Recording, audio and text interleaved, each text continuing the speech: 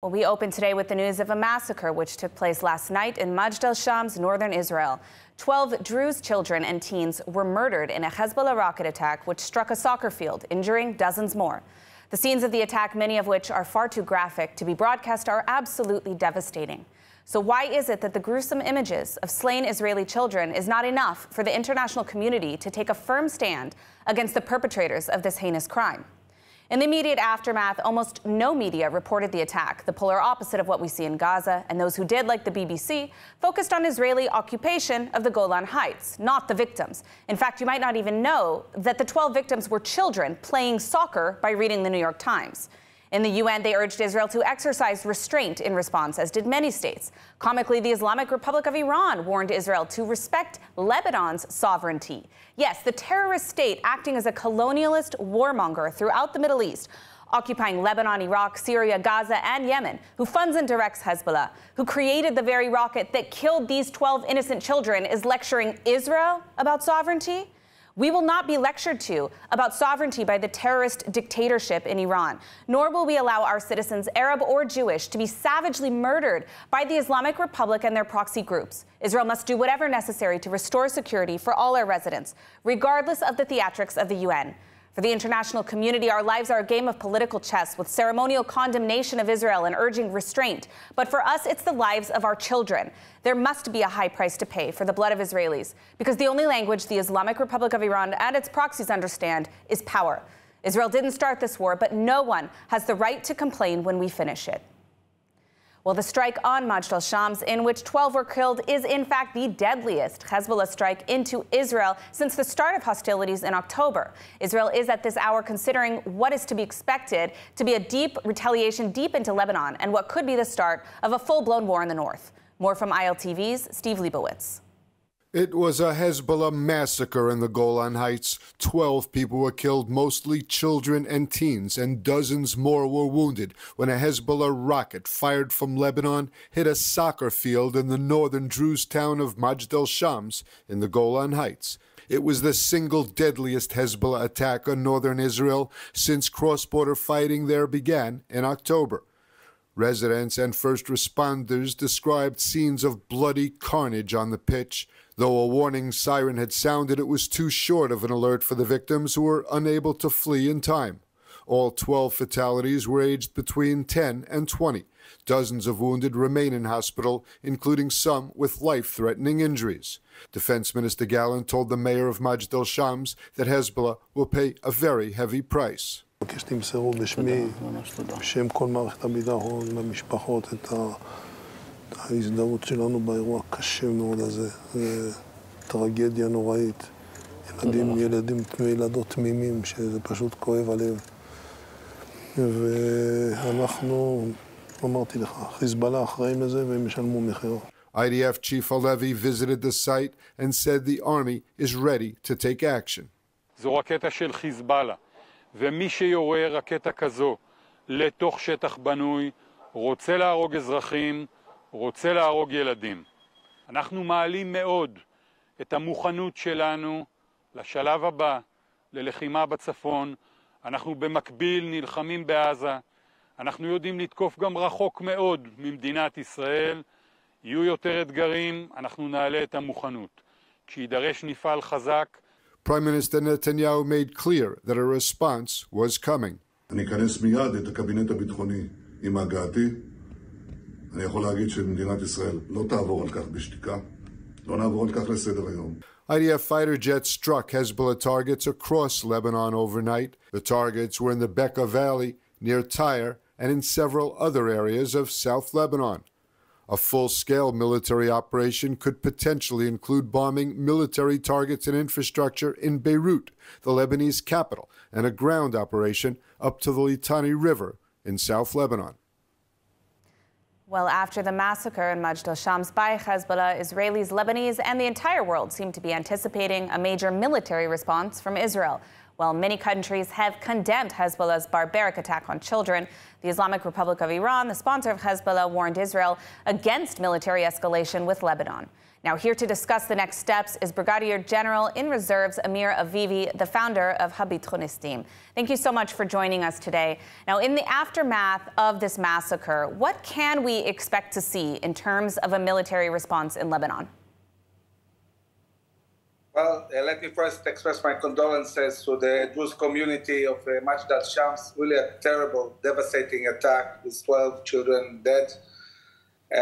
Even before the attack, we recommended to the Prime Minister to be ready for a full-scale attack in Lebanon, because there is no way to really bring back 80,000 displaced Israelis safely back to their homes in the north without militarily pushing Hezbollah out of South Lebanon and also attacking all the infrastructure of Hezbollah all over Lebanon. Now, this should be Israel's war goal. It shouldn't happen immediately because of this terrible event. It needs to be planned and conducted according to a planned timetable. So I think that at this stage, I would expect to see an attack, a retaliation, but not one that will bring a war that will be uncontrolled and unplanned.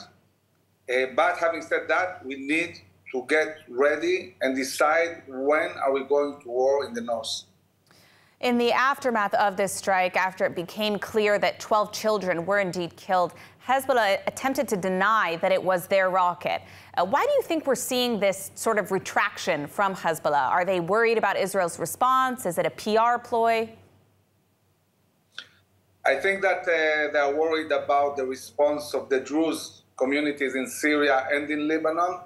Although I heard the leader of the Druze in Lebanon, Jumbalat, basically backing the Hezbollah in Iran and talking against Israel. I've talked to some of our leading generals who are Druze. They were shocked by his behavior. And I think that the Druze community in Lebanon is not supportive of this kind of appeasement towards Hezbollah. I would expect the Druze community to avenge and retaliate the children. And also, I think that Hezbollah feels that this is not the moment for them to go to a full-scale war, and this is why they're trying to find excuses, maybe to prevent a major war with Israel. Well, it's very interesting developments. We'll have to follow this closely. We are unfortunately out of time, but I want to thank you so much for joining us, as always, with your insight. Thank you. And ILTV's Ariella Lachiani is at the IDF headquarters in Tel Aviv, where the country's leaders are deciding today on how we should react to the deadly attack. Hi, Emily. Yes, I'm here now outside the IDF headquarters in Tel Aviv, where security forces and the Prime Minister will make a decision as to what actions Israel will take against Hezbollah and Lebanon in the aftermath of yesterday's deadly attack. The IDF has claimed they are prepared to take the next steps against a terror organisation. However, as of now, there is only speculation as to what that means. Some sources say an Israeli response could be bombing Beirut or some kind of ground invasion. However, as I said, this is just speculation and nothing has been confirmed. One thing for sure, however, is that political leaders from the far left to the far right unanimously agree that Lebanon and Hezbollah must pay a heavy price for murdering Israeli children. Thank you, Ariella. World leaders have condemned the devastating rocket attack on a Majd al-Shams soccer field that claimed the lives of multiple children. They're holding Iran and Hezbollah responsible, calling for urgent international action to prevent further violence.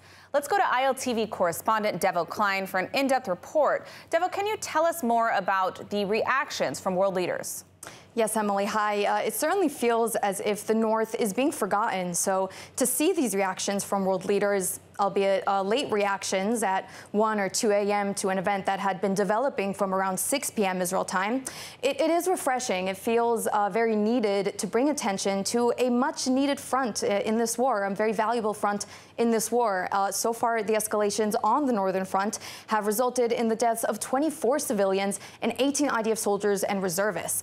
This attack on Majd al-Shams must be responded to by the IDF. I can't imagine anything else at the moment, and people are rightfully outraged that Hezbollah rocket fire has managed to enter Israeli airspace and take the lives of 12 young children. So let's hear more from world leaders' reactions. A spokesperson for the White House National Security Council said in a statement, quote, "Our support for Israel's security is ironclad and unwavering against all Iranian-backed terrorist groups. This includes Lebanese Hezbollah." The European Union called for an international probe into the bloodbath. Quote, "We need an independent international investigation into this unacceptable incident," wrote EU Foreign Police Chief Josep Borrell on X, describing the shocking images he saw from the soccer field. In Canada, Foreign Minister Mélanie Joly also posted on X, saying her country was horrified by the attack, stressing that Iran and its proxy should refrain from destabilizing the region.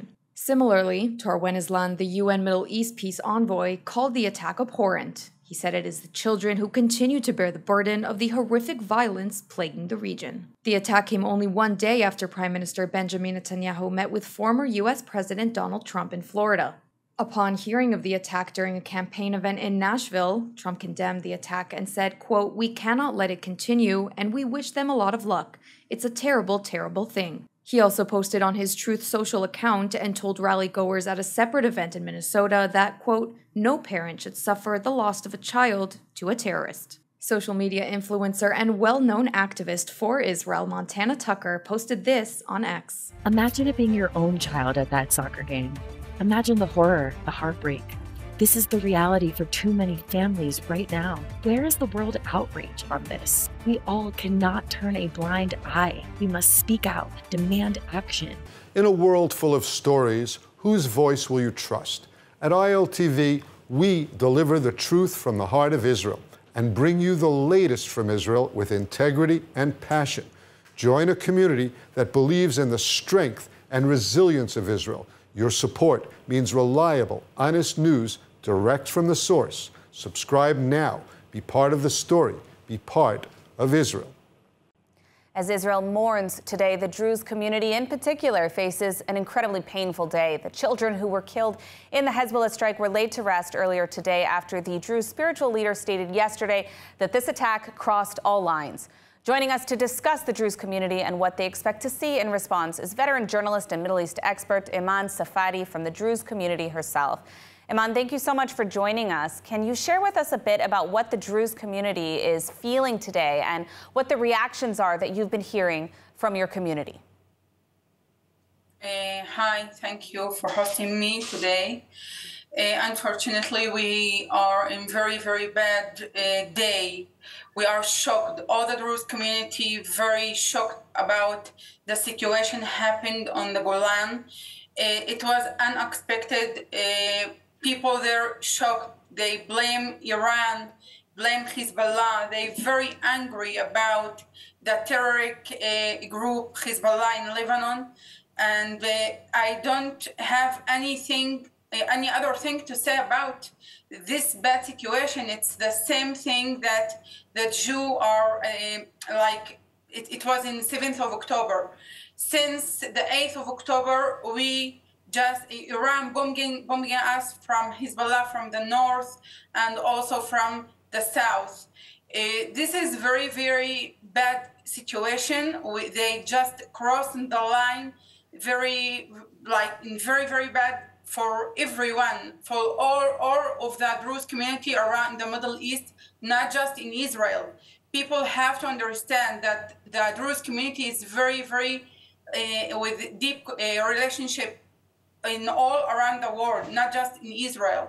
And this blame us very hard in Lebanon, in Syria, in Israel, and other countries from our community. Now, how does the Druze community expect Israel to respond to this attack? The Druze community give the Israel all the responsible to deal with Iran, with Hezbollah group and other terroristic organization. They want that Israel will attack Lebanon, will attack Hezbollah. This is the sounds that I heard from the people on the Golan Heights. They want war. They want to attack Hezbollah and to attack Iran that did this attack for the Druze community.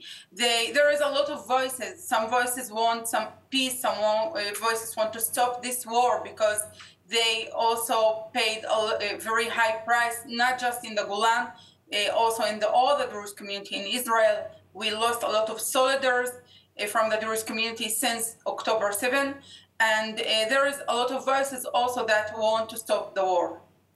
Now, we did see that Hezbollah first claimed credit for this rocket attack, then sort of backtracked. Is their attempt to remove responsibility from themselves for this attack, is this something that the Druze community or the Arabic world in general is believing? The Druze community now, they have a lot of narratives. They disappointed from a lot of situation, from the municipality, from the leaders in Israel, from also the all of the the other groups in the Middle East that didn't blame the Hezbollah, but they believe that Hezbollah is behind this attack, not other organizations. And really, it's hard for them to for them it's cross line. For not just for the Druze community, also for the Israeli side, the Jew, and everyone here in Israel, very shocked.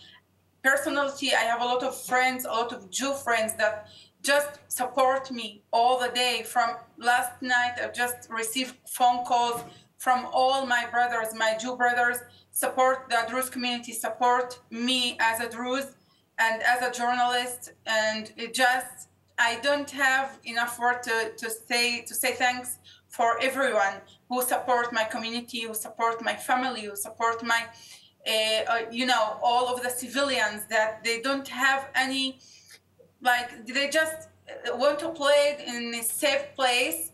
And the strategy of Hezbollah to shoot and to attack civilians everywhere, it also have been on the north, on Khorfash, 2 months ago. They used the same strategy to attack civilians on Khorfash. It's near the border of Lebanon, on the north. But yesterday it was really disaster and shock for everyone. Absolutely. Well, we are out of time, but I want to send you and all of the Druze community all of our condolences from here at ILTV. The entire state of Israel mourns with you guys today, and we feel for you the same as we would for any other citizen of the state of Israel. Thank you for joining us today and speaking about this very difficult issue.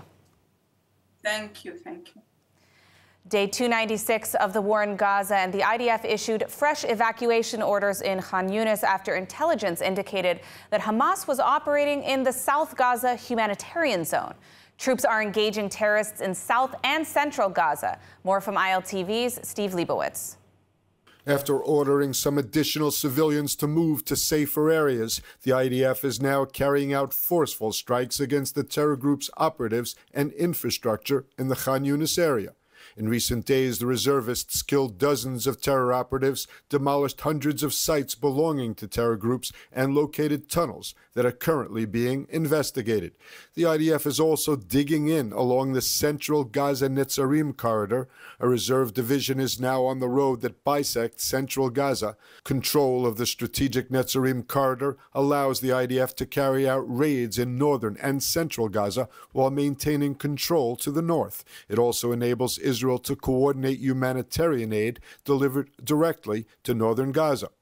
In a related development, Israeli negotiators have relayed Israel's latest proposal to the U.S. for a hostage ceasefire deal with Hamas. The offer factors in the new conditions raised by Prime Minister Netanyahu for a mechanism to ensure Hamas gunmen cannot return to northern Gaza. IDF Chief Halevi was in Khan Yunis to coordinate operations. אנחנו מאוד רוצים להביא חטופים בחיים, וזה דורש לחץ להרוג מפקדים של חמאס, להרוג פעילים של חמאס, הסכם שחרור חטופים, דבר שאנחנו לוחצים כדי להגיע אליו ולהביא בתנאים טובים, וזו משימה עליונה. זו מטרת מלחמה מוגדרת, ואנחנו גם לא צריכים שיגדירו לנו את זה. זה עניין ערכי בסיסי. The IDF announced that a soldier was killed during the fighting in Rafah. He is Corporal Reserve Moti Raveh, age 37, from the community of Shani. Over the weekend, Prime Minister Netanyahu concluded his landmark visit to the U.S. with meetings with President Biden and Vice President Harris in the White House, and then with former U.S. President Donald Trump in Florida. The Republican presidential candidate used the visit to send a political message. More from ILTV's Steve Leibowitz. The bipartisan feeling from Prime Minister Netanyahu's historic fourth address to both houses of Congress was not on display by former President Trump. Hosting the Netanyahus at his home in Mar-a-Lago in Florida, he had this to say about presumptive Democratic presidential candidate Kamala Harris. No, I have no remarks. She's a radical left person. San Francisco, destroyed San Francisco. She's really a destroyer. She doesn't know how to build. And I think her remarks were disrespectful. They weren't very nice, pertaining to Israel. I actually don't know how a person who's Jewish can vote for her, but that's up to them. But she was certainly disrespectful to Israel, in my opinion. Trump was referring to these remarks by Vice President Harris after meeting Netanyahu in the White House. I've had an unwavering commitment to the existence of the State of Israel, to its security, and to the people of Israel. I've said it many times, but it bears repeating. Israel has a right to defend itself. I also expressed with the Prime Minister my serious concern about the scale of human suffering in Gaza, including the death of far too many innocent civilians.